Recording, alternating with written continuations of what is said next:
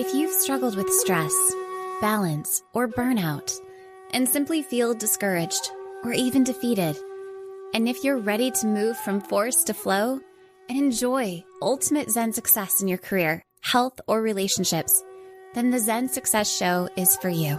Your host, Carissa Sims, is an entrepreneur, corporate consultant, best-selling author, meditation teacher, and healer who has found her own Zen success. Here's your host, Carissa Sims.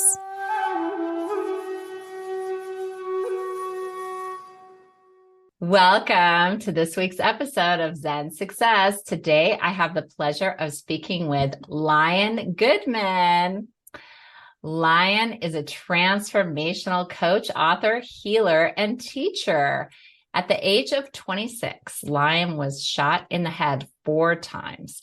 This near-death experience kickstarted his 5 decades of research into the nature of consciousness, developmental psychology, spirituality, and healing. He created the Clear Beliefs method of trauma-informed therapeutic coaching. Very interesting. Which he has taught to more than 500 coaches, healers, and therapists around the world.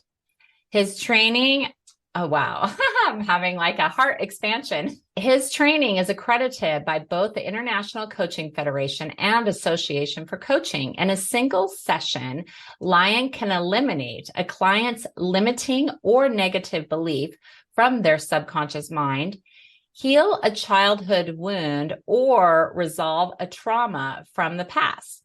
The Clear Beliefs method is a multidimensional approach to rapid, deep healing.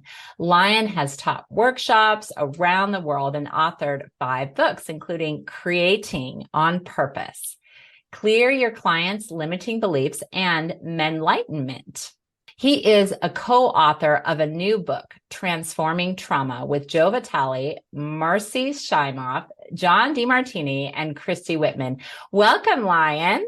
Thank you, Carissa. It's great to be here.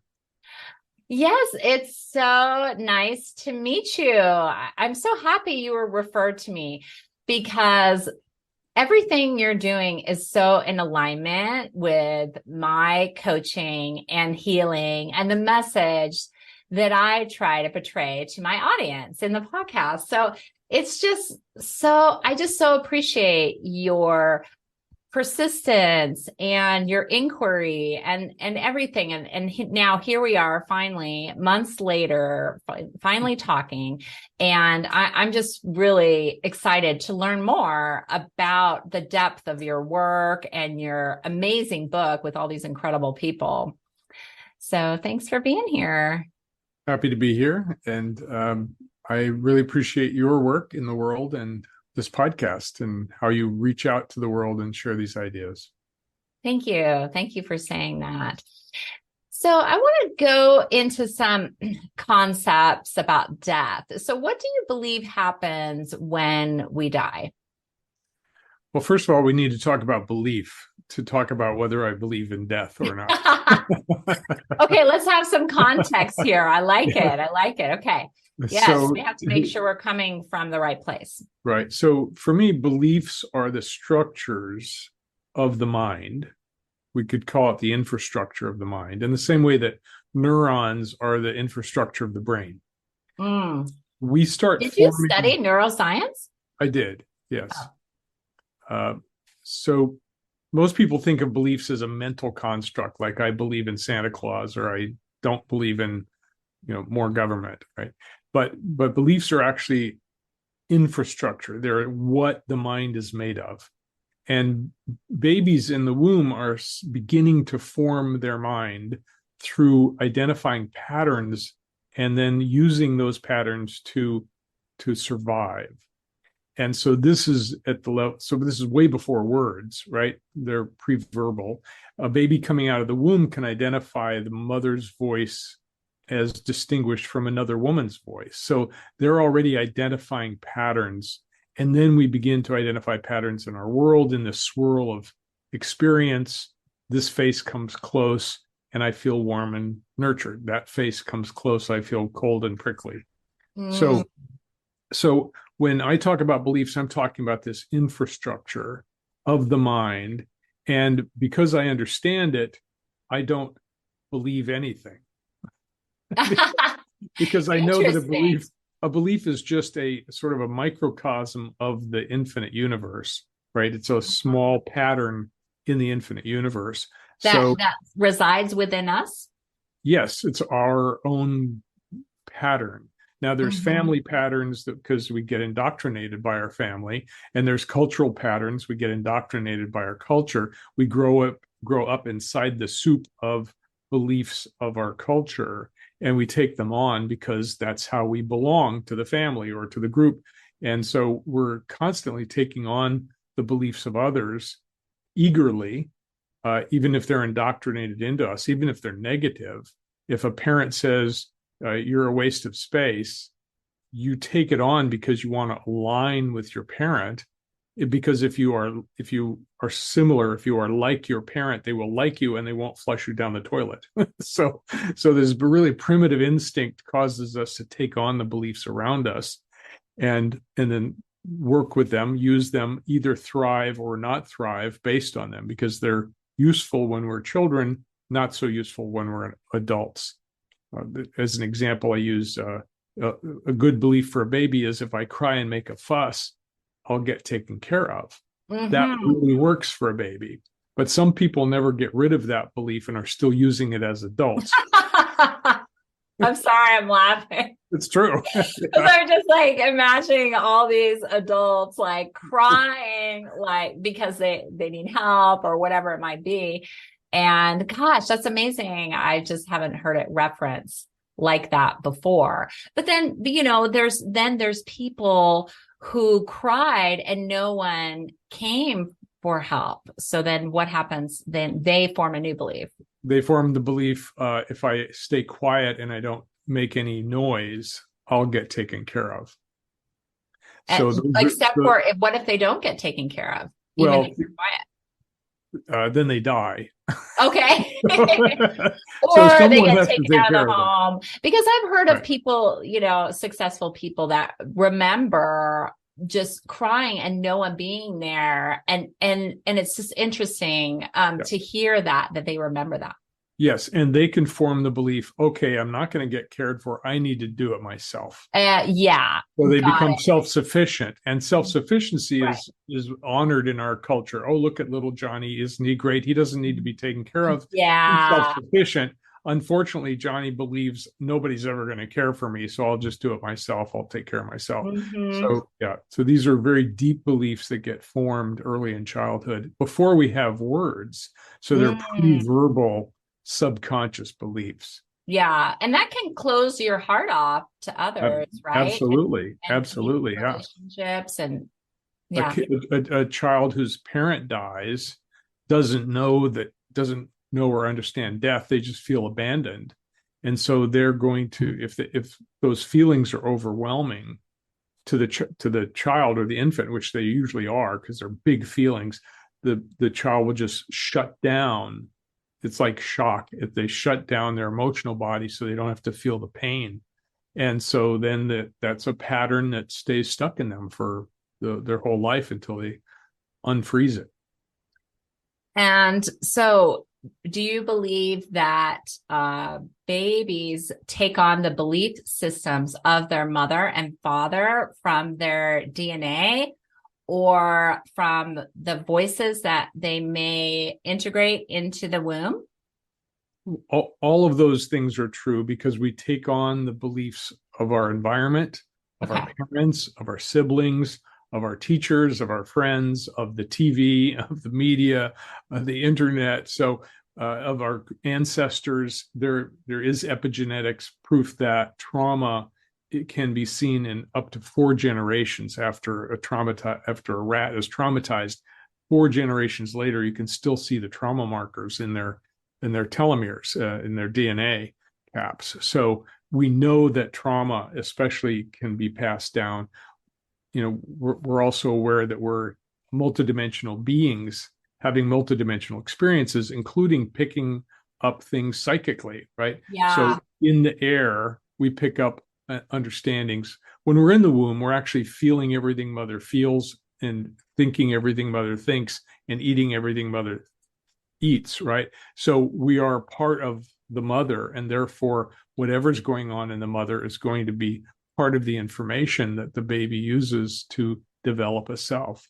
Mm-hmm. So if a mother is frightened because of a violent husband or war or poverty, Yeah. the baby could conclude in a nonverbal way, in an experiential way, life is dangerous. So they could come out of the womb already set up for the belief life is dangerous.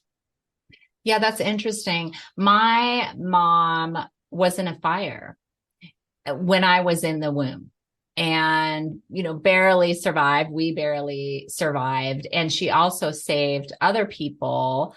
She was in a halfway house. So there was some trauma, I believe, in my womb, but I've never thought about addressing it. Do you know what I mean? Like that it could be affecting me in my life. How would that might affect me in my life now?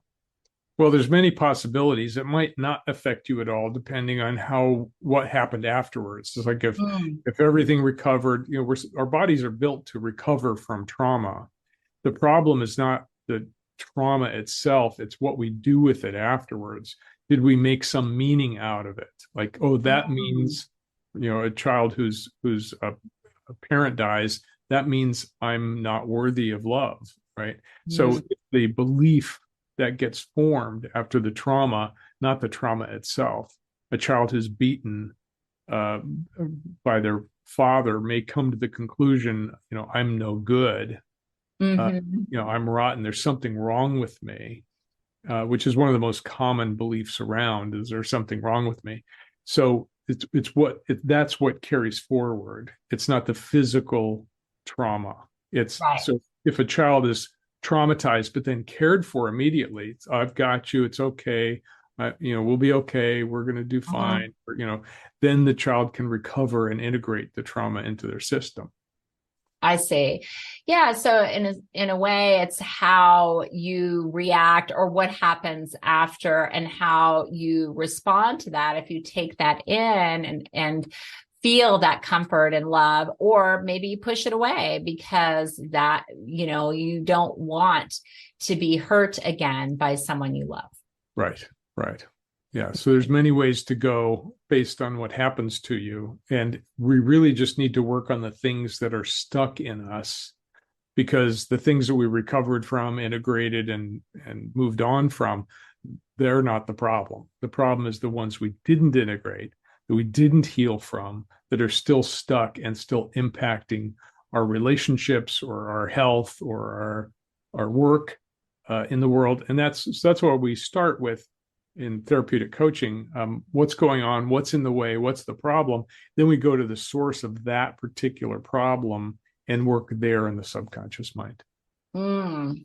That's wonderful. I want to go back because I'm not a researcher or a scientist. I'll just say that. I'm an occupational therapist. I teach meditation. I have this show, and I also see individual clients and do workshops. And sometimes I will see, and you said the research points to 4 generations back that, they could be affected today by that.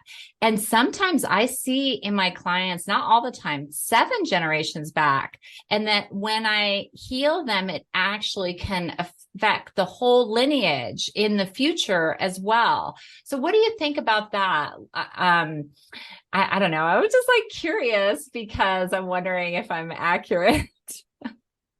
Memory is malleable. Okay. And we can go back and actually change memory and change the conclusions that came from that experience. That's part of our work. In psychology, it's called memory reconsolidation.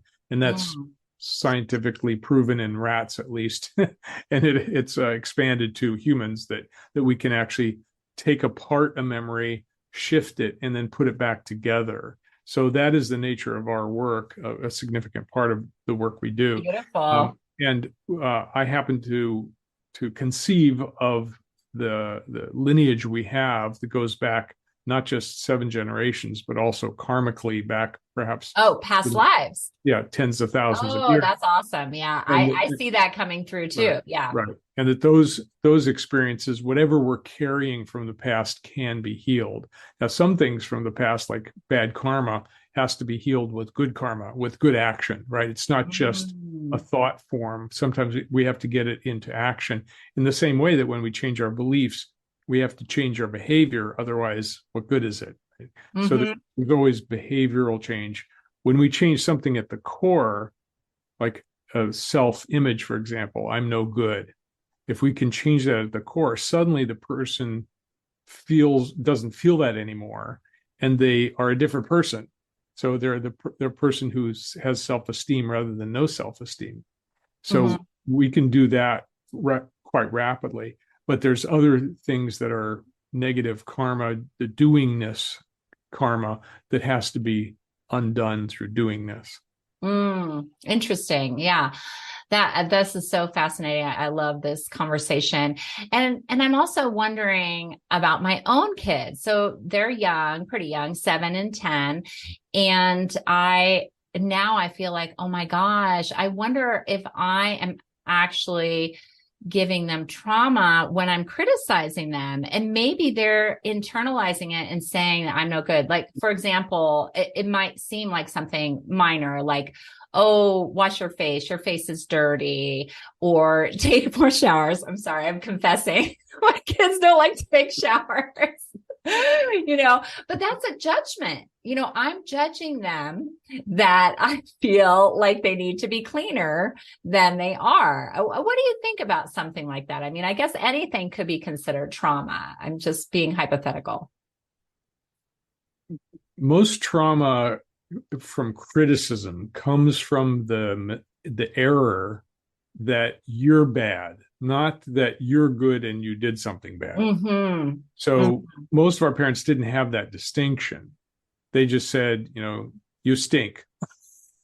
Instead of saying, right, you're a wonderful being and you smell bad, so please go take a shower. So when you I'm going to say that now. Okay, stop for just. I'm going to say that you're a wonderful being. Okay, this is for our audience. To be kind. Be kind to your kids when you're telling them to do something. Maybe. I love you. And the truth is, you smell bad to me, and you smell bad to others, and you'll have more friends if you smell good. And there's a lot of good reasons why to take a shower. So yes, you're distinguishing the being from the doing, right? Beautiful. I love it. You're not making it about them. And whenever you say you are, yes, you are bad versus you're a good person and you just did something bad, and let me correct the doingness, right? Let me correct the behavior, but you are essentially good. Then the child can have self-esteem and recognize, oh, there's good behavior, bad behavior, things that impact other people. Maybe I should pay attention to those things, right? Yeah. So that's maybe that will be your next book. A parenting, because I really love that. It's a simple concept. And oh my gosh, we got so off on a tangent, and I didn't even get to hear your wisdom about death. So let's go back to that, because now we defined belief and we dug deep into that. Amazing. So what do you believe happens when you die? I had a near-death experience myself, so I can only speak from my experience and from everything I've studied. So yeah. I don't. Did you actually die, or was it near death? No, it was a near-death experience. So when I was 26 years old, I was shot by a man who wanted to kill me and take my stuff. He shot me 4 times. 2 bullets creased my skull. And so, but by the time the 4th bullet happened, I was already outside of my body looking on at this scene. Was it random? A random person? No, he had traveled with me for 3 days, and I had grown to trust him. Oh, yeah. I'll be happy to give you the website where my story is. And yeah, I'm sure it's long. Also the film that was made based on the story that won a Best Film award at a film. Oh, yes, we have to watch it. Everybody in the audience. So I was out of body, looking down at the scene, recognizing, oh, I'm not that body down there that's about to die. I was sure I was going to die. And I was connecting to source and in this love light that was pouring through me, because I knew I was going to die, so might as well die well. And so it was actually that source, that energy that was with me, that I was in total acceptance of what was happening, that allowed the fourth bullet to actually push my head over rather than blow the top of my skull off. So there's many aspects to that story that are interesting, but the one we're talking about is I recognize that death does not mean you end. It just means that your consciousness is not connected to the body except for most of the time. That's interesting. Yeah. And that aligns with everything I had studied. Yeah. And I know you said near death, but sometimes people say, well, actually I died and I came back. Mm-hmm. But it seemed like you had angels, that is a miracle, I feel. It was a miracle. He was 12 feet away. His hand was propped up, and he was rated an expert marksman in the Army. So it's unlikely that either he didn't want to kill me really, or there were angels looking, or I have a hard aura. That's another possibility. Oh my God, that is so cool. I've never heard of that before, having a hard aura. And but one thing that you said also, maybe his soul, there was something in his soul that did something a little bit different, that didn't want to kill you. You raised that as a possibility. That's so fascinating. Yeah, I had what can I call it? Kind of a realization at one point that this had been a karmic relationship, and we had been killing each other over and over and over again in multiple lifetimes. And this was the final resolution, with me not being mad at him, not being angry, not trying to kill him back, but making peace with him. So that's beautiful. Just one of the possibilities. I don't have hard beliefs, but I like to explore possibilities. Yeah. So do you believe some people have an auric field that is impenetrable or harder to kill? No, that was kind of a joke. And I was like, oh my God, because everything we were talking about before, I was like, I'm really open, and you're a researcher. So good. You're joking with me. I love it. Okay. So what was your life like before then, before this happened to you? It seemed like you're living a life of adventure, or how was it? Well, I was living the life of an itinerant hippie salesman. Okay. And the reason I was doing that was because I couldn't find a real job, because I had graduated with a degree in consciousness studies from the University of Colorado, where I was attending. This was back in. I live in Colorado. Do you? I grew up in Colorado. Very cool. I was there, and I created my own major in consciousness studies, graduated. Nobody was hiring people with consciousness degrees because nobody had ever created one before. So I was the first, as far as I know. And so I took a job as a traveling salesman, and I got to travel the Southwest. And I knew it wasn't my life. I was just doing this to kind of see the world and be independent and make my way. But I wasn't sure what was next. I thought about medical school, which was the original idea, or going back for a PhD in psychology. But I really wasn't sure, and I was just having a good time. And then this incident happened, and in the middle of the incident, I realized, oh, that's why I didn't know what my future was, because I don't have one. I'm going to die at the age of 26. So that incident actually grounded me. I was kind of a spiritual guy, and that incident grounded me. So I went to get a real job, and my real job after being shot was as a headhunter, which is kind of ironic after having my head hunted, I thought. So that became my career for 25 years, was working with executives and corporations. Oh, wow. That's fascinating. Okay, so now I want to go to your book a little bit and talk about past trauma. So how do you feel the past trauma plays a role in our success in life? Well, trauma, we talk about post-traumatic stress syndrome, but there's also post-traumatic growth syndrome. Some people actually grow from their trauma. Trauma can be like rocket fuel, and it can send us off in a direction, right? I'm going to push against what happened to me, and become great, or become intellectual, or become Yeah. kind or loving, right? Or start a nonprofit. Like sometimes people do that, Sure. where they become a speaker and talk about their Right. experience. Right. So that's post-traumatic growth. Oh, cool. Yeah. So post-traumatic stress is when that thing did not get resolved. And so the body or the mind tries to hide it. So there's addictions. People can go into addictions from trauma, or they can go into poverty, or they can go into crime. So that's like the rocket that just, sends the person in the wrong direction. And so, and then there's therapy. So therapy, therapeutic coaching in my case, is a way of resolving the trauma, finding the truth in it, finding the ability to integrate what happened, and then use that as the next fuel for life, for getting into the right direction. So for some people, it's just a repeated pattern in their mind, like there's something wrong with me. There's something wrong with me. No matter what I do, there's something wrong with me.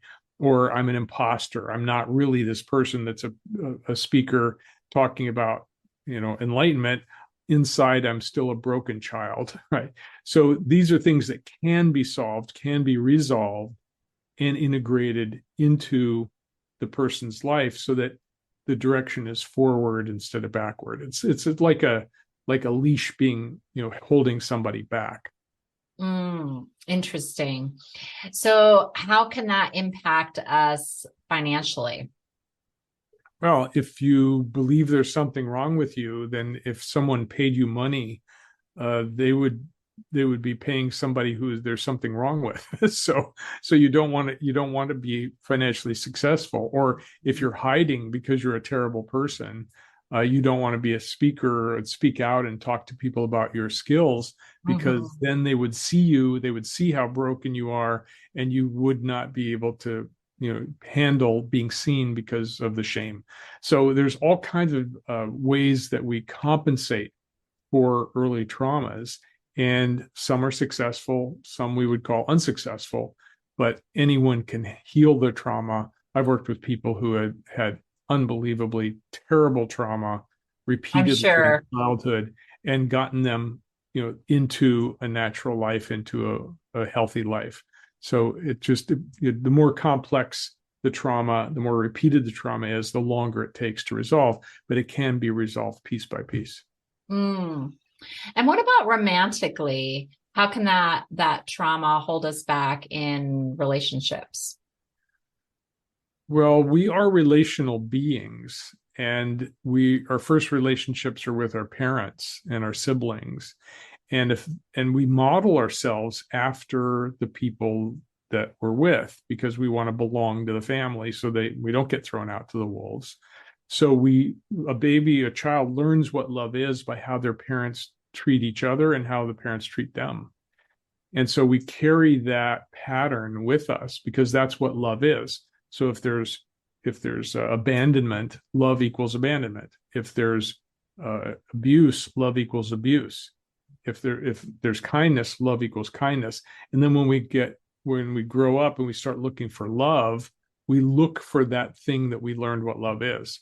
So if there was abuse, our subconscious mind is looking for someone who will abuse us. And where they look terrific at the surface level, but somehow the subconscious mind says, in about 3 months, I'm going to start getting abused, so I'll really be loved. And so that pattern has to be cleared out in order for us to learn what love really is, instead of what love isn't, because it's just an error of pattern. Yeah, that's interesting. Have you ever worked with shelters to help heal the people of domestic abuse? I've given talks at shelters. I've also given talks at San Quentin Prison to prisoners. Very cool. Yeah, and so it is part of my dharma to reach out to people who don't have money, who have made a mess of their lives and are trying to heal. Yeah, that's amazing. So tell me about your book, Transforming Trauma. So what inspired you to write it? Was it your own trauma of what happened to you at 26, or other things? Well, first of all, I was a contributor to the book. It was one of those collective books where Collective books. articles are contributed. So I was invited to contribute to that Yeah. book. Okay. That's Got how it. So it yeah, worked. I want to distinguish that. Good. Right. Yeah. They reached out to you. Got it. Yeah. Okay. Yeah. And yes, I was traumatized by that incident. On the other hand, I did not have post-traumatic stress syndrome. Part of the reason why was because I was awake and alert and relaxed and open and accepting throughout the entire event, including the 8 hours we talked after the shooting. So I never lost consciousness. I was fully conscious. I was integrating and accepting the experience as it was happening. There was no resistance in my body or brain or spirit. And so there was nothing left over after it happened. So I did not, and that's what I tell people is if you're with your experience when you're experiencing it and you experience it fully, it will integrate as it's happening rather than getting stored in your body somewhere. Ah, I see. But that's really hard to do and scary, right? I mean, if you fear death, it is. Sure. And there's nothing to fear about death. You've done it thousands of times successfully, and it's always successful. So, so you can relax about that. Mm. Well, there's some pretty amazing people that are part of this book. Joe Vitale, John Demartini, Marci Shimoff. I mean, that's amazing to write this book with them. What was your section of the book about? It was about how our beliefs create our traumas and how unintegrated experience creates the trauma and how it can be resolved. Just as I've been talking about going back and actually reconsolidating the memory, changing what happened, changing the memory of what happened, which changes the current mind so that you can create a better future. Amazing. So what's a multidimensional approach to healing? How does it work? We are multidimensional beings, having What does that multidimensional mean? experiences. So right now you are seeing, feeling, thinking, touching, sensing. You have an energetic body that's energetically sensitive. You have a karmic experience as a spirit and a soul. And so all these things are happening at once. And our conscious mind is just the little tip of the iceberg. That's what we're aware of in this moment. But that awareness of what's in this moment is filtered by our beliefs, by the lenses that we look through and see the world. So if you have a belief that life is dangerous, when you're looking through that lens, all you see is danger everywhere. If life is joy, then you see joy everywhere, right? So our current conscious experience is filtered by our beliefs, but then we have all of this unconscious and subconscious experience going on all at once. If we experienced everything all at once that we're experiencing, we'd probably be overwhelmed, which is why the brain kind of filters it down and says, I'm getting all these signals from all your nerve endings, billions of nerve endings, but I'm only going to show you the ones that are really important right now, like you just stubbed your toe. Now you can be aware of your toe because that's important, right? But otherwise, the toe is sending information saying, here I am, this is what I'm experiencing, but we're not experiencing it at the moment. And so we have all these different aspects of self that are operating at every moment of our lives, but most of them are pushed down into the subconscious mind.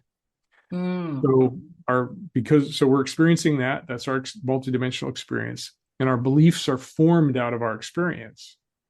Somebody beats you up and you form a belief out of that experience. And so our beliefs are multidimensional structures as well. They're multidimensional memories plus conclusions plus a strategy for how to survive. So when we're working with people, we're going down into that whole complex that is what a belief is made of. A lot of people take the approach of changing beliefs as just a mental verbal process. Well, just don't believe that anymore, or just say this affirmation instead. And of course, everybody knows affirmations don't work because they're only the very surface of this whole complex belief structure. Not everyone knows that they don't work. Well, they'll figure it out. Eventually. Now, there are some people that affirmations work for. And those are people who don't have any negative beliefs that are in opposition to the Opposition. Yeah. affirmation. That And makes some sense. people, You some have to people can believe it and will, feel it, right? yeah, some people can will themselves to believe something. That's a very small part of the population. People can just say, all right, I'm going to believe this from now on. And they do. Uh, but it takes a lot of will to do that. I figure it's maybe 1% of the population. And so we look at people who successfully used affirmations and we say, oh, that ought to work for everybody, but it doesn't work for everybody because most of us have a lot of negative beliefs that come up in opposition to the affirmation. I have a lot of money. No, you don't. Look in your bank account. You got to be kidding. You've never had a lot of money. We're poverty people. So until you clear those beliefs out, then the new belief doesn't do anything. It's like throwing seeds on rocky, weedy ground, hoping something grows. Well, instead, if you clear the rocks and the weeds from the soil, and then you plant the seeds in good soil with good water and sun, then they can take and they can fruit and blossom and bring you what you want. But you have to clear the old beliefs first. Take us through a session of you working with a client and some of the modalities or approaches you would use. Well, that would take another couple of hours. Why don't we start with you? So is there something from your past that you feel is unresolved? Maybe my relationship with my father. Okay. And just describe briefly what the issue is in general. I'm sure I wasn't expecting to be highlighted here. Well, you asked. Hey, okay, here we go. Bring it. So I think I had some resistance towards him because my mom did a little bit of parental alienation, talking negatively about my dad. And then my dad was like always on a budget, trying to use coupons, save money, and in that consciousness.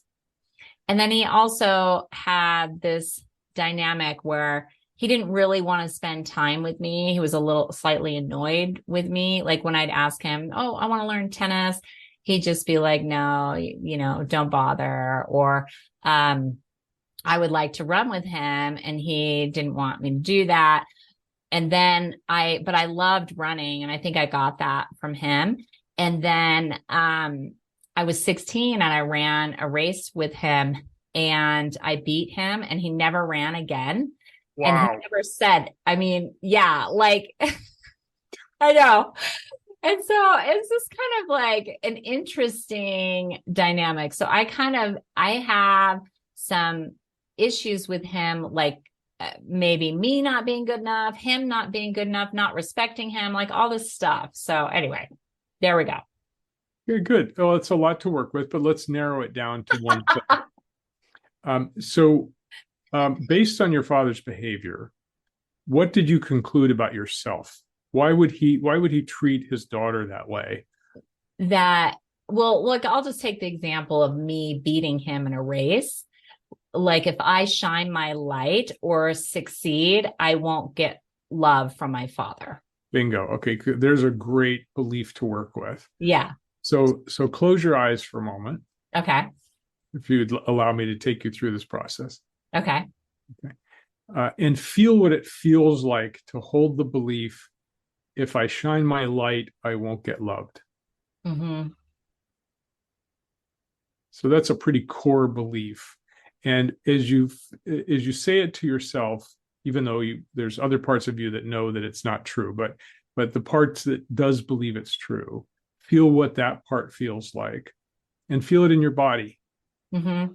And where do you notice it appearing in your body sensations? Like a rock in my heart, a heaviness. Mm-hmm. Okay. So if you would close your eyes and feel the rock. Mm-hmm.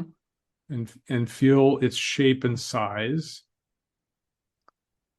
Mm-hmm. And give me a description of how many inches by how many inches by how many inches it is. I would say 5 inches across, 4 inches down, 2.5 inches thick. Okay, very good. And just allow that rock to be there, allow the sensation to be there.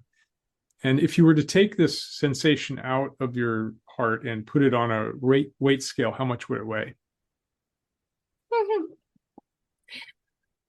Oh, 33 is coming. I don't know, 33 pounds. Good. That's the answer. Whatever answer comes is the right answer. And if you called it a rock, but if it were made of some material, what would it be made of? Granite. Mm-hmm. Okay. Crystal. Feels crystal. Mm-hmm. Very good. And what color is it? Grayish brown. Okay. So allow that 33-pound rock that's about 5 by 4 by 2, allow it to be there. Breathe. Make sure you're breathing and give it space in your heart. Just allow it to be there. Mm-hmm.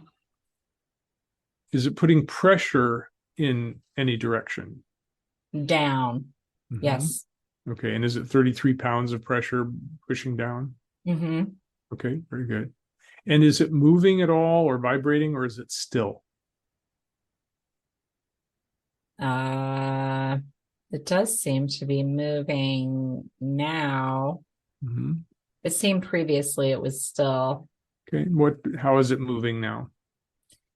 Just like in different directions, a little bit. Okay, good. Now, every sensation is like a messenger knocking at the door. And if you pay attention, if you open the door, they say, here, I got a message for you, sign here.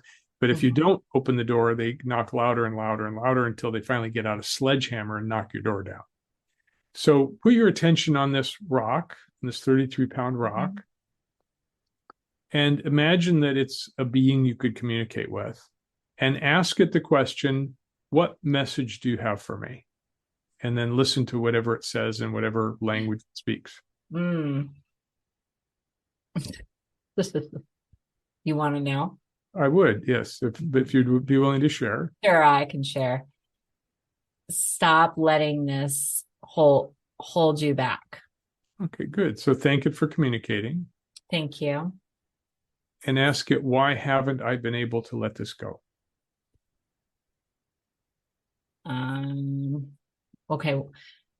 Why? Okay, because I haven't been able to, because I have guilt around my father dying and the way he died.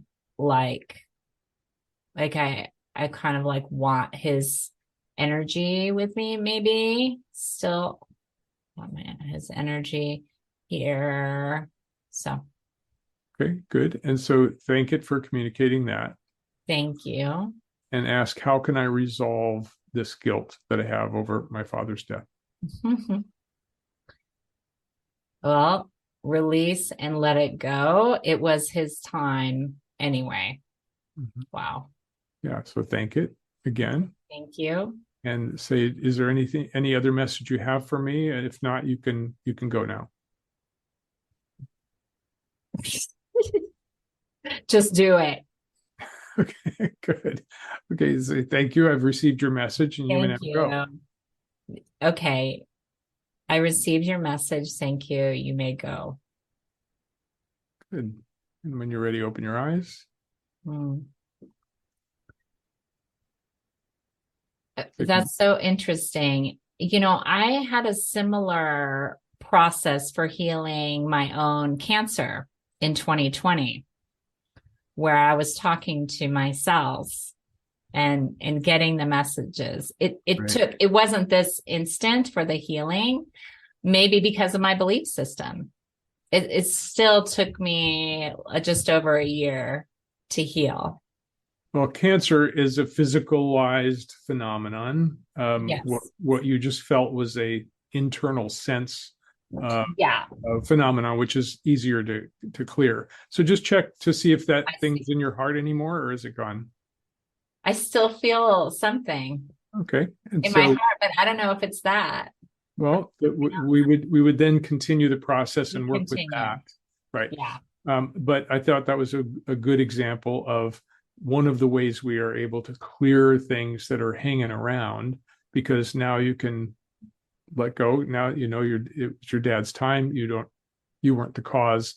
And so that would be letting go of whatever you were holding on to about that particular incident. Mm-hmm.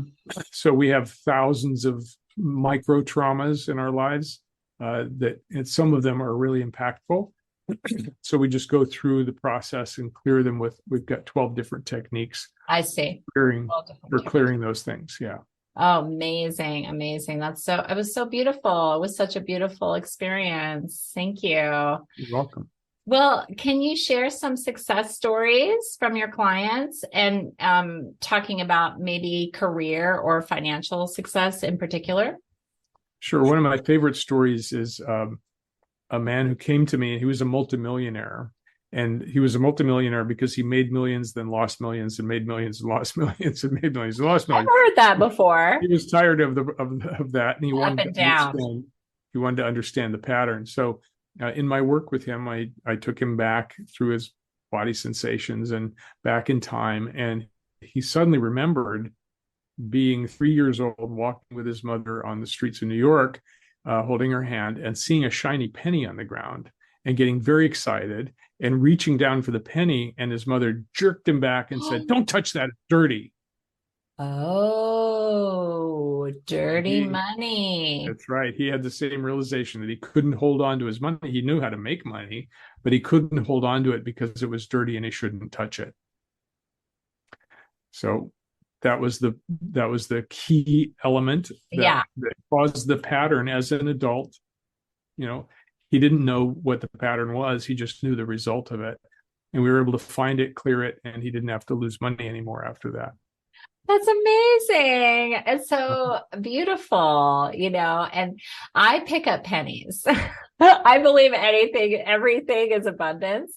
So I do. I pick up, and no matter how dirty, gross, even if you can't get it, it's just funny. It's just a thing. Well, your father was a penny pincher, wasn't he? Yes, there you go. Yep. Totally. How do you create on purpose? You have a book. Well, yes. In the book, Creating on Purpose is a instruction manual for the full process of creation. We come back to affirmations and the law of attraction. The law of attraction is one of 50 magical laws. And unfortunately, it got popularized, and now people think they can create just by thinking. But that's not how creation happens. We have a personal universe, and in your personal universe, you can create happiness by thinking happy thoughts. You can create pain by thinking painful thoughts, right? That's your personal universe, but that's only one universe. There's a larger universe that includes my personal universe and your personal universe called the social universe. And in the social universe, that has different rules of creation than your personal universe, where you can just create by thinking or conceiving. In the social universe, we use communication, negotiation, exchange, support, cooperation, collaboration. That's how we create in the social universe. And the social universe has a larger universe outside of it that encloses it, called the physical universe. And that's the laws of physics, chemistry, biology, cosmology, and that kind of thing. So the physical universe was here before we were born. We don't have to create it.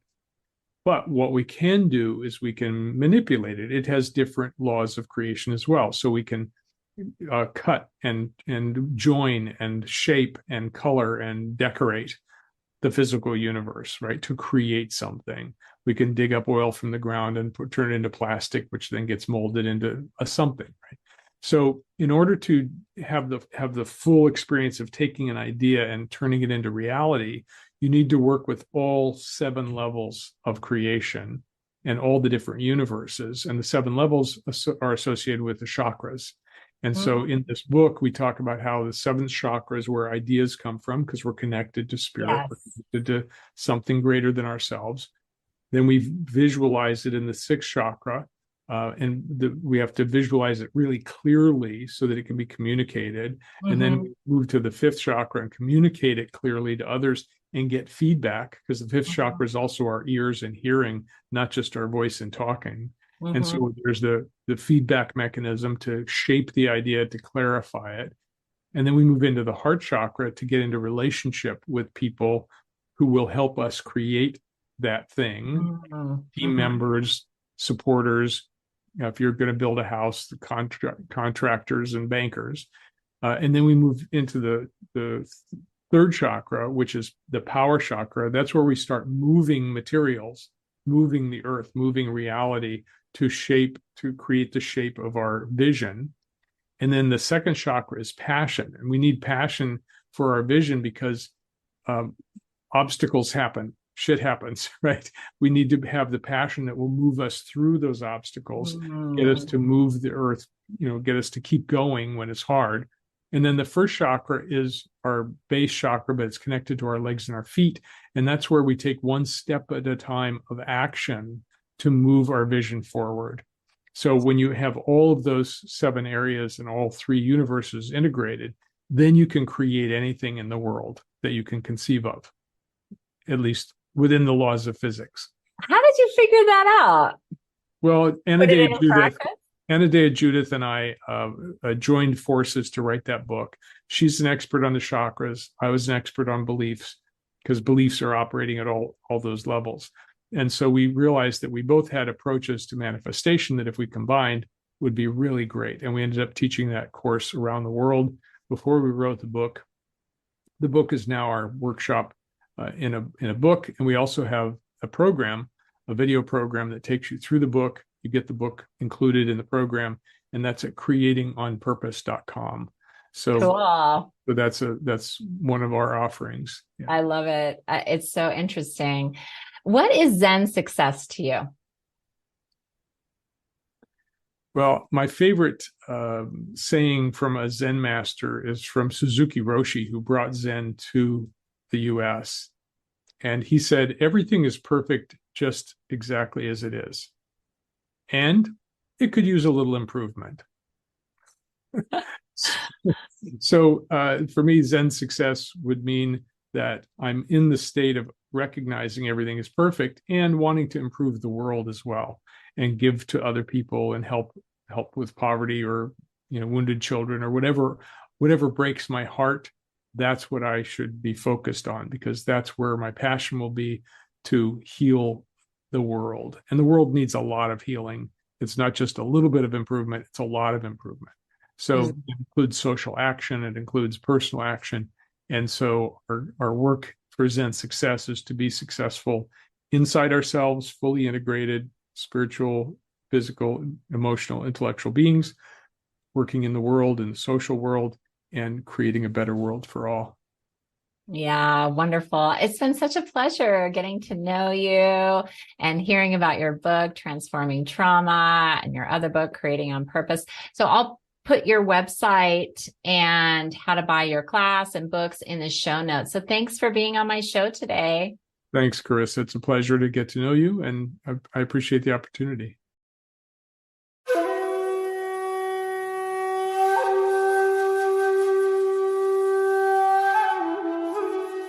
That's it for today's episode of Zen Success. Head on over to iTunes, Google Play, Spotify, or wherever you listen to shows. Zen Success is also available on the radio in select markets through amfm247.com. Subscribe to the show and share with friends. Be sure to head on over to zensuccessshow.com to help you on your Zen success journey, and join us on the next episode. May you find your own Zen success in life.